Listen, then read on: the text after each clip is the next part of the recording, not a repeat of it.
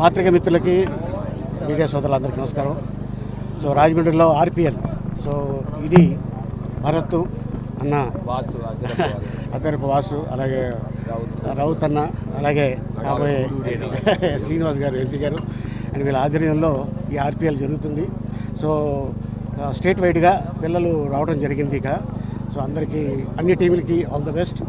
And అలాగే నేనందరూ చక్కగా ఆడి మన ఊరు పేరు, మన కుటుంబం పేరు అందరినీ ఒక అద్భుతంగా, ఎందుకంటే నా బిడ్డ ఇగో ఎదిగాడు అని ఈరోజు నేను గర్వంగా చెప్పుకుంటాను. ఎందుకంటే ఇదే గ్రౌండ్లో షూటింగ్కి రావడం జరిగింది, ఇదే గ్రౌండ్లో ఆడుకోవడం జరిగింది, ఇదే గ్రౌండ్లో గెస్ట్గా వస్తుంటే నిజంగా చాలా ఆనందంగా ఉంది.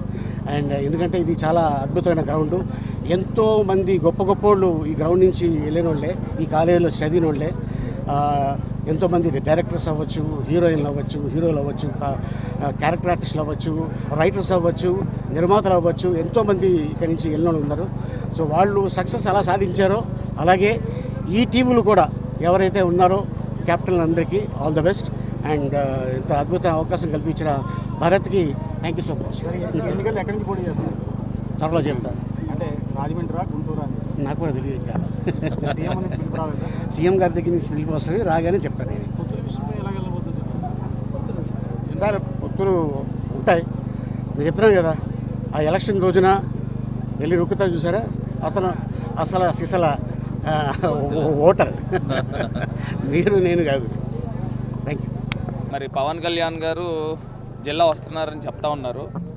మరి గతంలో ఒకసారి రాజమండ్రి వచ్చారు, వచ్చిన తర్వాత ఏదో ఒక ఆఫీస్ ఓపెన్ చేశారు. మళ్ళీ ఇవాళ వచ్చి దానికి బూజులు దులిపి మళ్ళీ ఇవాళ అక్కడ మీటింగ్ జరుగుతుంది. అక్కడ తర్వాత మళ్ళీ ఎప్పుడు చేసింది నాకు సందర్భాలు తెలీదు. కాకపోతే నేను ఒకటే నా సైడ్ నుంచి, అంటే నేను ఆయన గురించి అంత మాట్లాడేంత వ్యక్తిని కాకపోయినప్పటికీ కూడా నేనైతే ఒకటైతే నేను చెప్తాను.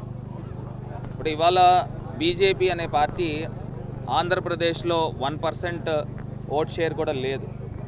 వాళ్ళు అధికార ప్రతినిధులు కానీ వారు కానీ మాట్లాడేది ఏంటంటే, మేము ముఖ్యమంత్రి రేస్లో మేము ఉన్నాము, మేము ఆ స్థాయికి మేము ఆస్పైర్ చేస్తున్నామని చెప్తా ఉన్నారు. మరి గతంలో జనసేన పార్టీకి 6-7% ఓట్ షేర్ వచ్చింది. మరి వాళ్ళు చెప్తా ఉన్నారు మా ఓట్ షేర్ ఇంకా పెరిగిందని. మరి ఒకటే పవన్ కళ్యాణ్ గారు, మిమ్మల్ని నమ్ముకున్న జనసేన కార్యకర్తలు కానీ, లేకపోతే మీ ఫ్యాన్ బేస్ కానీ, లేకపోతే మీకున్న అభిమానులు కానీ మిమ్మల్ని ముఖ్యమంత్రి స్థాయికి వెళ్ళాలని కోరుకుంటా ఉన్నారు. మీరేమో నేను ముఖ్యమంత్రి అభ్యర్థిని నేను కాదు, నేను చంద్రబాబు నాయుడు గారిని ముఖ్యమంత్రి అభ్యర్థి కింద పెడతా ఉన్నాను, లేకపోతే వాళ్ళ అబ్బాయిని, ఇంకా ఎక్కువ మాట్లాడితే వాళ్ళ అబ్బాయిని పెడతాము అని చెప్తా ఉన్నారు. ఎప్పుడైనా పొలిటికల్ దాంట్లో ఒక ఫైర్ ఉండాలి. ఎవరికైనా ప్రజలకు సేవ చేయాలని అంటే మనం అత్యున్నతమైన స్థానంలో ఉంటే మనం మ్యాక్సిమం చేయడానికి అవకాశం ఉంటుంది.